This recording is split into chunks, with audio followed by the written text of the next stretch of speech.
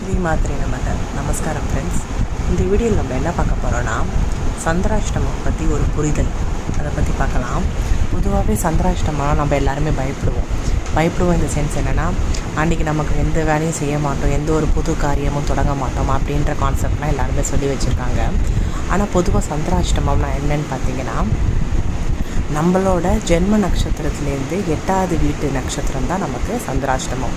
For example, நீங்கள் இப்போ தனுசு ராசியாக இருந்தீங்கன்னா, தனுசு ராசி மூல நட்சத்திரமாக இருக்கீங்கன்னா, உங்களுக்கு கடகராசி பூச நட்சத்திரம் வரும்போது உங்களுக்கு சந்திராஷ்டமம் இருக்கும்.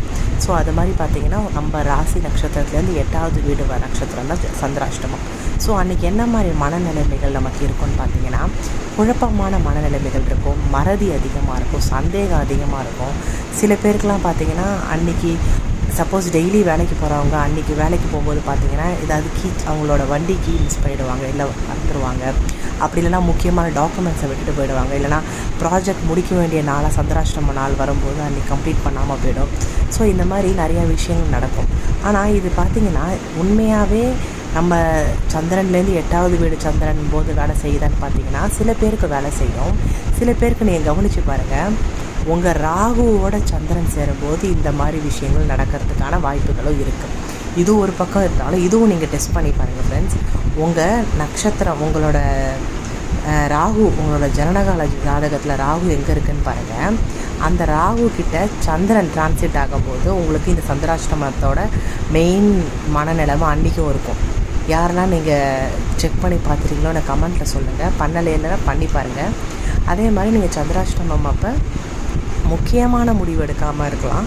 ஆனால் நீங்கள் ஆல்ரெடி பண்ணிகிட்ருக்க வேலையை நிறுத்தக்கூடாது. நீங்கள் உங்களுக்கு ஒரு டிப்ஸ் மாதிரி சொல்கிறேன். அன்றைக்கி என்ன பண்ணுறீங்கன்னா, நீங்கள் உங்களுக்கு இஷ்ட தெய்வத்தை நீங்கள் வழிபாடு பண்ணுங்கள்.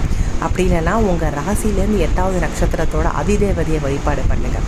அது உங்களுக்கு ரொம்ப விசேஷமாக இருக்குது. ஃபார் எக்ஸாம்பிள், இப்போ தனுசு ராசி மூல நட்சத்திரத்துக்கு சந்திராஷ்டமம்னா அவங்களுக்கு பூச நட்சத்திரம் நடந்துகிட்ருக்கும்.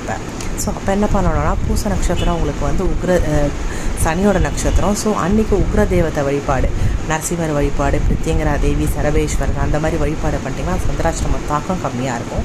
அதே மாதிரி கோபம் அதிகமாக இருக்கும். அதே மாதிரி பார்த்திங்கன்னா ஹெல்த் இஷ்யூஸ் வரலாம். ஸோ இந்த மாதிரி இஷ்யூஸ்லேருந்துலாம் உங்களுக்கு விடுபடலாம் சந்திராஷ்டமம் அப்போ. ஸோ உங்களுக்கு எந்த மாதிரி எஃபெக்ட்ஸ் இருக்குன்னு எனக்கு கமெண்ட்டில் சொல்லுங்கள் ஃப்ரெண்ட்ஸ். நெக்ஸ்ட் வீடியோவில் வேறு ஒரு டாபிக் பற்றி நான் உங்களுக்கு அப்டேட் பண்ணுறேன். யாருக்கெல்லாம் என்னோடய வீடியோ பிடிச்சிருக்கோ கமெண்ட் பண்ணுங்கள், ஃபாலோ பண்ணுங்கள், ஷேர் பண்ணுங்கள். உங்களோட கமெண்ட்ஸ்க்காக நான் வெயிட் பண்ணிகிட்ருக்கேன் ஃப்ரெண்ட்ஸ். உங்களோட இன்ட்ராக்ஷன் எனக்கு ரொம்ப முக்கியம். ஸ்ரீமாத்ரே நமக.